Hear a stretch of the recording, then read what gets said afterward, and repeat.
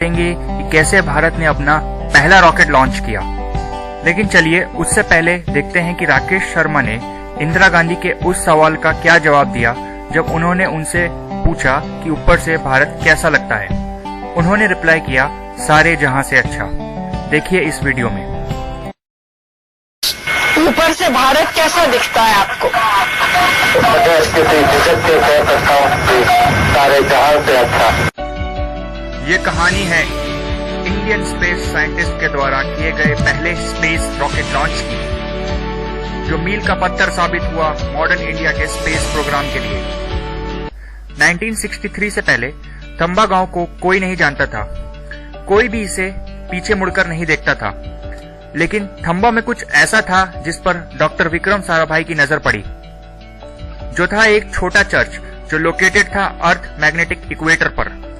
जिन लोगों को यह नहीं पता कि मैग्नेटिक इक्वेटर क्या होता है, उनको बता दूं कि मैग्नेटिक इक्वेटर एक इमेजिनरी लाइन होती है जो उन सभी पॉइंट्स को जोड़ती है जहां एक मैग्नेटिक नीडल हॉरिजॉन्टल रहे जब वो फ्रीली सस्पेंडेड हो। तो ये साइंटिफिकली काफी इंपॉर्टेंट जगह होती है, क्योंकि मैग्नेटिक इक्वेटर ही है जहां इक्वेटोरियल इलेक्ट्रोजेट एग्जिस्ट करते हैं।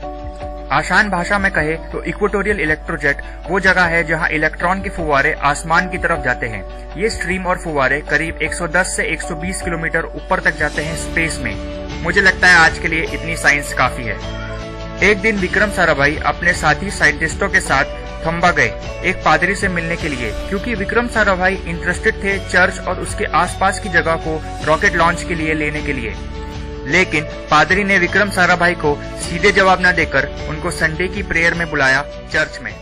प्रेयर के बाद पादरी ने चर्च के बाकी मेंबर्स से राय ली और चर्च हैंडओवर कर दिया विक्रम साराभाई को।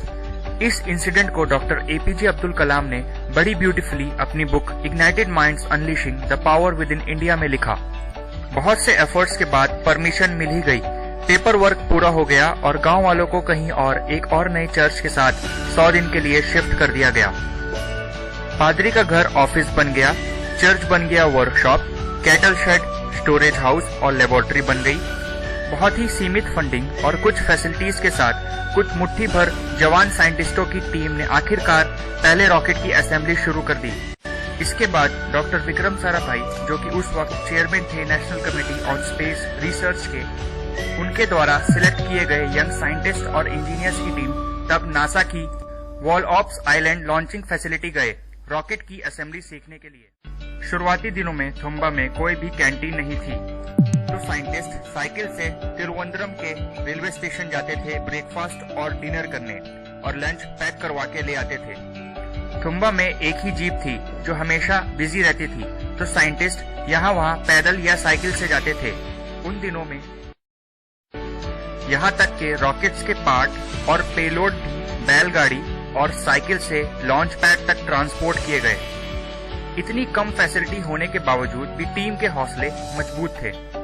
यहाँ तक नाइक अपाची रॉकेट जो नासा ने भेजा था, उसे भी ऐसे ही ट्रांसपोर्ट किया गया।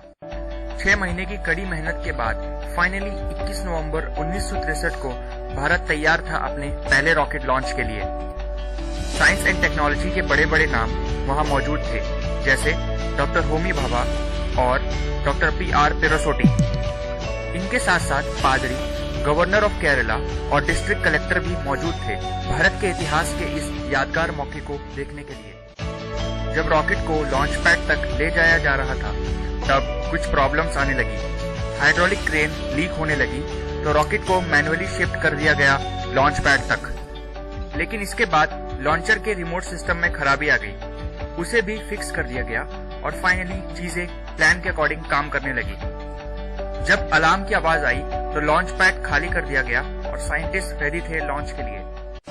जब दुनिया की नजर भारत की ओर थी, क्योंकि कम सुविधा के साथ एक छोटी सी टीम वो करने जा रही थी जिसकी उम्मीद किसी ने नहीं की थी। और शाम को 6:25 पर रॉकेट लॉन्च हुआ और इंडिया ने अंतरिक्ष पर अपनी पहली छाप छोड़ दी। इसके बाद बेहद खुश डॉक्टर साराभाई ने एक टेलीग्राम लिखा। उन्होंने उसमें लिखा, gee whiz wonderful rocket show. Doctor Kalam ने बाद में बताया कि कैसे नेक्स्ट डे डॉक्टर साराभाई ने पूरी टीम को कांग्रेचुलेट किया और अपने उस सपने के बारे में बताया जिसमें उन्होंने इंडिया की सैटेलाइट लॉन्च व्हीकल को आसमान की ऊंचाई तक जाते देखा। 54 इयर्स बाद इसरो ने न सिर्फ अपने विजनरी लीडर के सपनों को पूरा किया है, बल्कि इंडियन स्पेस प्रोग्राम को एक बेंचमार्क की तरह सेट कर दिया है दुनिया के लिए। अब थुम्बा इसरो के सारे स्पेस मिशंस का हब है। इसरो ने चंद्रयान और मंगलयान जैसे मिशंस को अंजाम दिया है। हर भारतीय उस दिन को कभी नहीं भूलेगा जब 24 सितंबर 2014 को मंगलयान मार्स के ऑर्बिट में सक्सेसफुली पहुंच गया। मंगल से मिलन हो गया।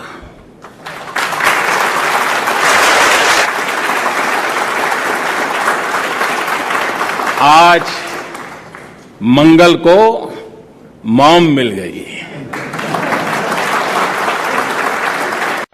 वो छोटा चर्च जिसने भारत को सितारों को छूने में मदद की थी, वो अब एक स्पेस म्यूजियम है। वीडियो में सिर्फ इतना ही।